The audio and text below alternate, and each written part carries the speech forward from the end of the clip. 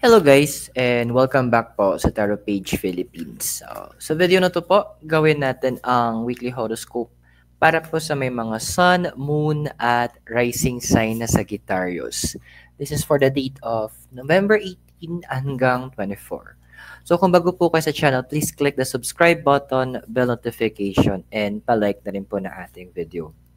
Kung hindi nyo po alam kung ano po yung sun, moon at rising sign nyo po, kasi importante rin ito. Sa dulo po ng video, meron po tayong link para dito. At just to announce din po, available po ng ating extended readings kung saan mas malalim po yung ating mga readings. This can be accessed po by being a member. To be a member po, i-click nyo lang po yung join button sa baba. At in addition, pag magla-live po tayo, as a member, magiging priority po kayo na unang mabasahan. Kahit na 10 yung nauna, unahin pa rin kita. And tandaan natin yung readings are for guidance purposes, so use your free will wisely. At sa mga gusto po ng for private reading and spell works, message me my Facebook page. Link is in the description below. At sa mga gusto po mag-donate, you can use a thanks button or yung ating GCash or Maya number is in the bottom of the screen. Sagi. Ang cute na makunong cards. Wait lang. Kumusta ka ba? So, meron tayo dito, sa first card mo is Wheel of Fortune tsaka Slow and Steady.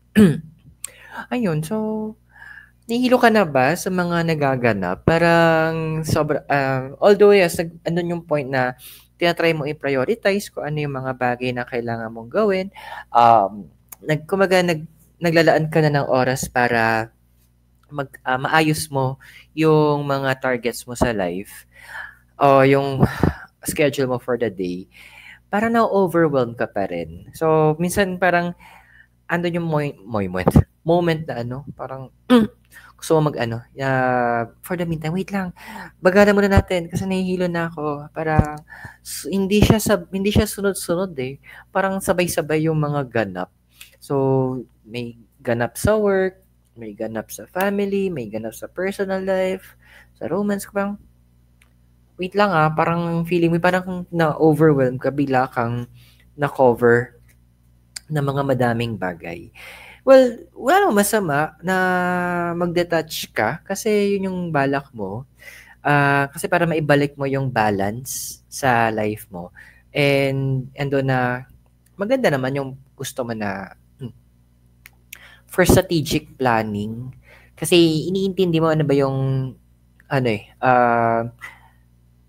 yung kailangan mo unahin, what is the priority, which is more important, ano yung urgent.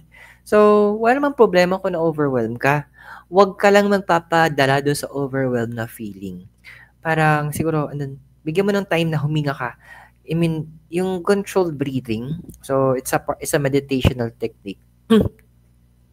Gawin mo siya kasi it will really help para mas ma-enhance mo yung control mo at mapakalma mo yung sarili mo. Kasi once you let your emotions gets the best of you, sigurado ako, papalya yung mga ginagawa mo. Magsasabog-sabog yan. So, better yung ginagawa mo, good yung ginagawa mo na you're finding ways to control it. Now, what's crossing you kasi is the Two of Swords and Moonlight. Alam mo kasi, Sagittarius, kailangan din, mag-delegate tayo ng mga ibang task sa ibang tao. Although, may part kasi na iba sa inyo na medyo perfectionist. Kasi gusto nyo pa maglabas kayo ng service nyo o nung yung output nyo is maayos, hindi na babalikan para hindi masayang yung oras.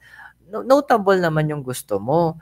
Pero, andun kasi na hindi nagiging feasible na nauubos mo yung oras mo sa isang task lang tapos hindi mo nagagawa yung iba.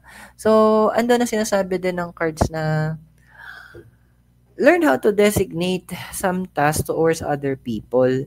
Alam mo naman yung mga capacity ng mga tao sa paligid mo at alam mo naman din kung sino yung pwede mong hingian ng tulong. Alam mo naman kung sino yung pwede mong pagkatiwalaan or iwanan from time to time na hindi naman kailangan ng sobrang supervision. And wag mo nang with the card of the Moonlight, Huwag ka masyadong concern na baka mamaya masaktan 'to kasi hindi ko sa kanya binigay yung ganitong task na matagal niya ng gusto. It's more remember na yung mga ginagawa mo ngayon kasi, it's more bigger sa na mga kumpara sa emotions ng mga taong mga balat sibuyas. You are in the road of progress, eh. And kumbaga nagka-carve ka ng path hindi lang para sa sarili mo, kundi para sa ibang tao din. Trying to help them unravel o maintindihan na meron silang ibang capacity din na kaya nilang mag-grow, kaya nilang maging malakas din by setting an example. So, medyo walang panahon ngayon ang universe doon sa mga kaartehan ng mga taong 'to, and you shouldn't bother yourself din masyado sa kanila. Huwag ka masyadong nagpapadala na, "Ay kawawa ano, na-hurt kasi si ganito." Parang may nagsabi nga, "Life is short, get a helmet."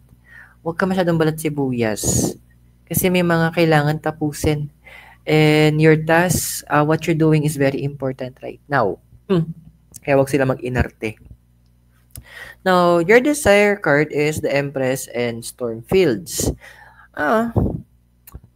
Masarap talaga mag-me time. Masarap talaga magkaroon ng moment to enjoy yourself.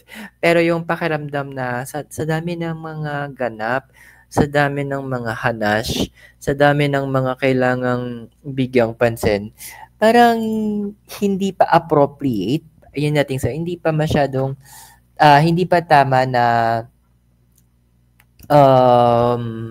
medyo mag-happy-happy ka. Well, you have a point. I would agree sa'yo na talagang kailangan bigyan nating pansin muna yung mga bagay-bagay. Pero celebrating naman yung mga small victories, wala namang masama doon. Friend, okay naman din yon. Andun din na kailangan mo din mag-recharge. Kumbaga parang 'di ba parang kumbaga sa makina, kailangan din ipahinga-hinga from time to time. Hindi naman pwedeng dire-diretso na ganun lang yung ganap or dire-diretso na may nangyayari.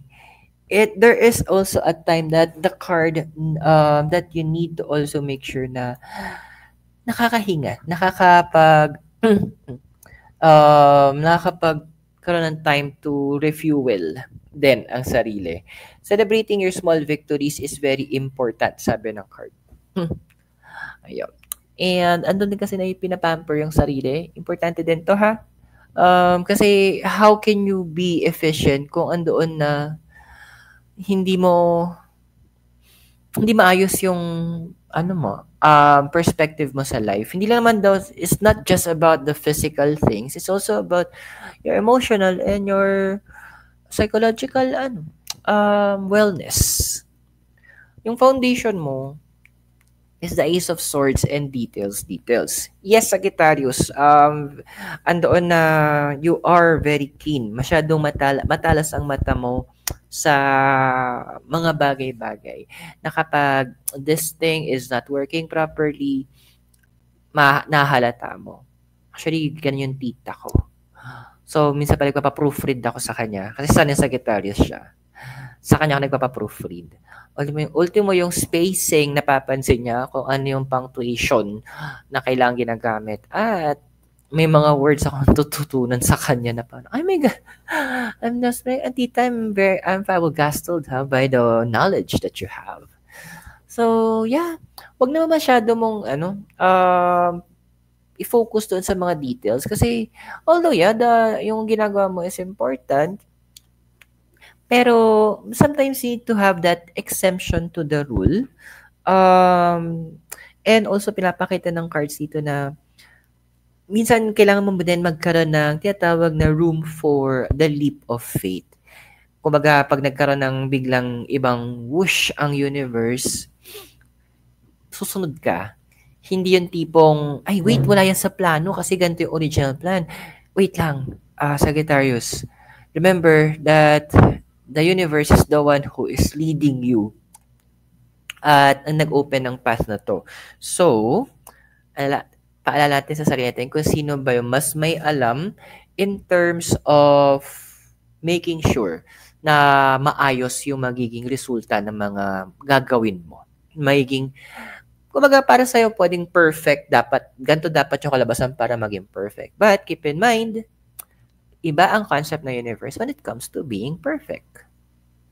Kasi, yung karunungan natin, parang nasa lupa lang yan. Ang layo niyan is kung gaano kataas yung langit, ganun kataas yung kaalaman ng universe. So, given na walang distance yun, so alam na natin, when the universe says to stop, you stop. Sa past, nakikita natin influence dito is the devil tsaka education. Well, ando naman kasi na hindi natin ko questionin yung kaalaman mo. Yung mga tutunan mo. Kasi, based ito sa cards in the past, ando na you collected a lot of mentoring din eh. Andoon na madaming tao ang tumulong sa'yo para mas maintindihan mo, mas mayakap mo yung mga ginagawa mo ngayon para magkaroon ka ng knowledge. Para alam mo yung parang, ito yung you've been taught by the best in the ng mga tao na pinadala ng universe. People na sabihin natin, they are the ones who are expert doon sa mga field na tinuro sa'yo. And with the card of the devil kasi, ando na at some point in your past, talagang nagkaroon ka ng moment for career ang target mo. And ang nakakatuwa dito, you were working and learning at the same time. Pero ito yung paalala ng cards ha. Ang knowledge kasi nagpa-progress. Ang kaalaman na dadagdagan yan. Huwag kang maging stagnant. Na okay, alam ko naman na itong mga bagay na to. Pwede na yon. Hindi. We learn new things every day. Di ba parang, parang may mga new species ng mga gagamba na tagpuan, or yung knowledge natin with regards dati physics, ngayon may quantum physics na kumbaga nag-e-expand. Ngayon yung moment na i-challenge mo yung sarili mo na to challenge yung mga knowledge na meron ka na. Kasi pwedeng, sad to say, pwedeng obsolete na yung alam mo at it's not going to work anymore.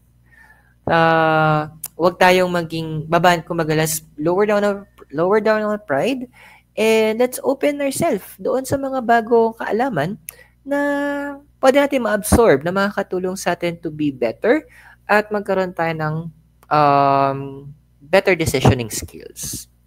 Kasi in the future, pwedeng ito ikaw.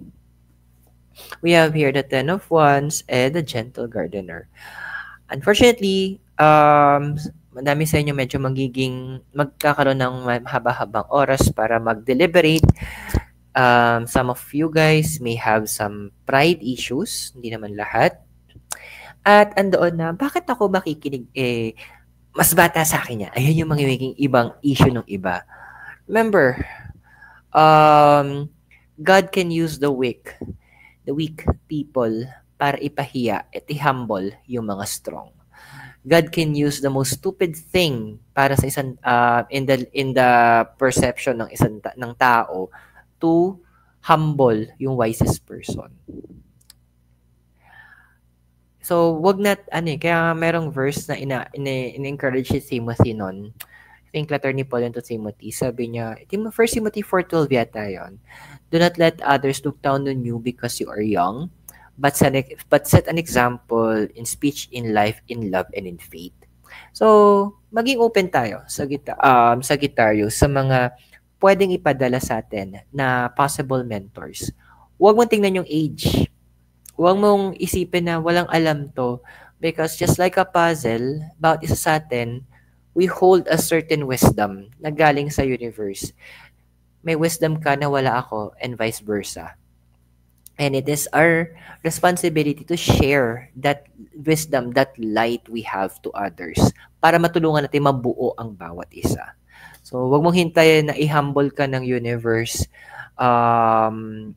using other people who na tinitingnan mo mas mababa sa'yo. Walang ganon. Pantay-pantay tayo. So kung nag-resonate yung reading sa'yo, tanda meron tayo ngayong extended readings kung saan mas malalim na yung ating mga message from the cards. And para ma-access may mapanood mo yon, click mo lang yung join button sa baba. And pa naging member ka, pa nag-live tayo, isa ka sa mga priorities ko. Kahit 10 mauna, masok ka, babasahan agad kita. Tingnan natin yung rest ng cards mo. Naloka ako. Ay, sa guitar. So, your physical environment, we have here the Ten of Pentacles and unexpected visitor. Feeling ko lalabas kung sino tong unexpected. Literal tong unexpected visitor eh. Feeling ko lalabas to mamaya sa extended eh, kung sino to. So, we're seeing here kasi na, there is a new connection. Pwedeng a new friendship, bagong relationship siya. So, any type of relationship to. Ang mabubuo mo. At magkakaroon to ng impact. In this person, magkakaroon siya ng impact in terms ng finances mo. Magkakaroon siya ng, kumbaga, tong person na to, pwede siyang maging daan para may mga ma-unlock ka na bago in terms of your finances para mas mapag-grow mo pa to. And this is an exciting, exciting moment. Feeling ko, mamaya, tingnan ko sa extended. May time frame siya eh. Hindi lang siya clear, but may time frame. But I'll confirm it later sa other video. So, tingnan natin yung mo.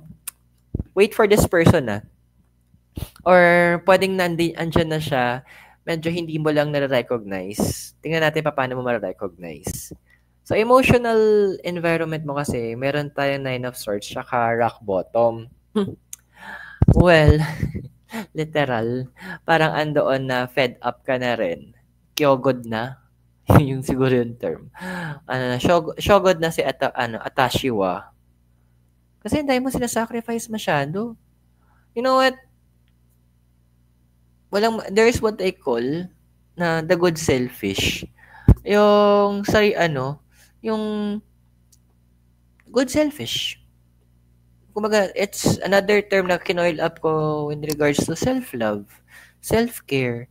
Hindi kasi pwede namang, kapatid na all this time, you're doing everything. Kasi may mga ibang kumbaga, kung nagko-focus ka sa isang, marami kang anak, nagko-focus ka lang sa isa, you're becoming unfair naman dun sa iba. At andoon din yung punto na hindi na rin nagiging maganda na para sa sarili mo kasi merong kailangan na sikaso mo din sa sarili mo. May mga moments here na iba sa inyo nalilimutan ng part naman ng self-care, mag-ayos, to feel good about yourself. Ayun. Medyo bigyan mo din ng time na yon. Kasi medyo na sa borderline na tayo ng burnout. Happy ka naman sa ginagawa mo pero natakot ako sa pinapakita ng cards na pwedeng umabot ka sa punto na parang ayoko, napagod na ako. Kasi magiging routine na lang tapos parang namanhid na lang yung emotions mo. Yun yung iniiwasan sa'yo. Now, your hopes and fears is the High Priestess and movement.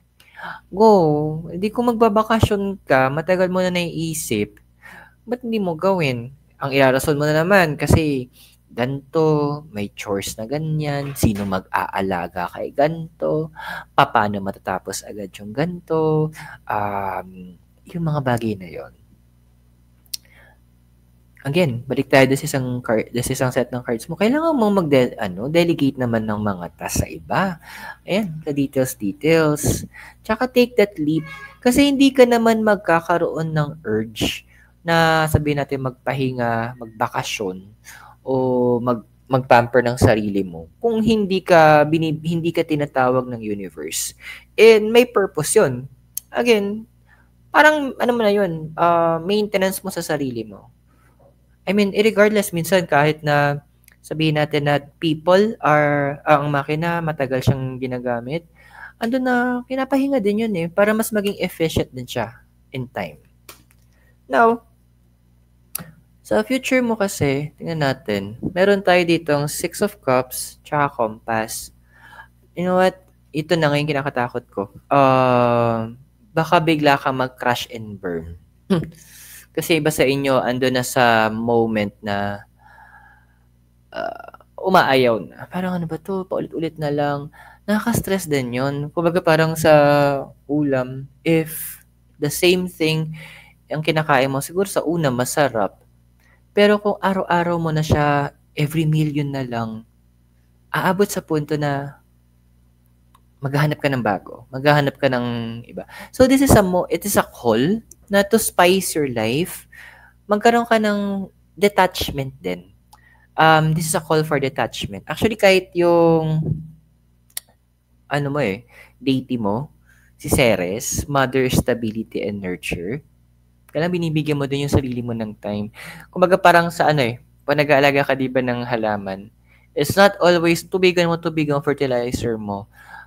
Sabi nga nung pinsan ko na nag-take siya ng agriculture, kuya minsan kailangan binubungkal mo din yung lupa. Kung bakit? Para makahingi ugat, para mas mabilis sila makaspread, makakuha ng nutrients, para mag-grow sila mas mabilis.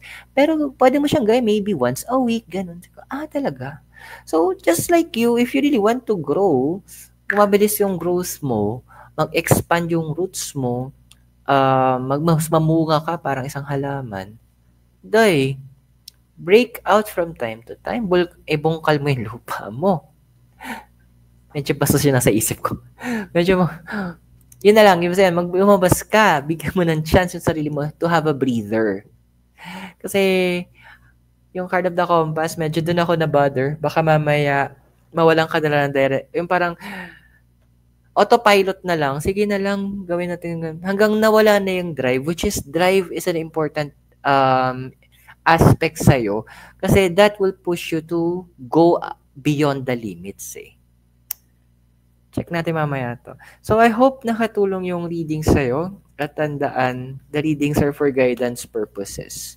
May free will ka, use it wisely. So, kung bago kayo sa channel, please click the subscribe button, bell notification, and give this video a like. At kung wala pa kayo access sa ating extended readings, become a member.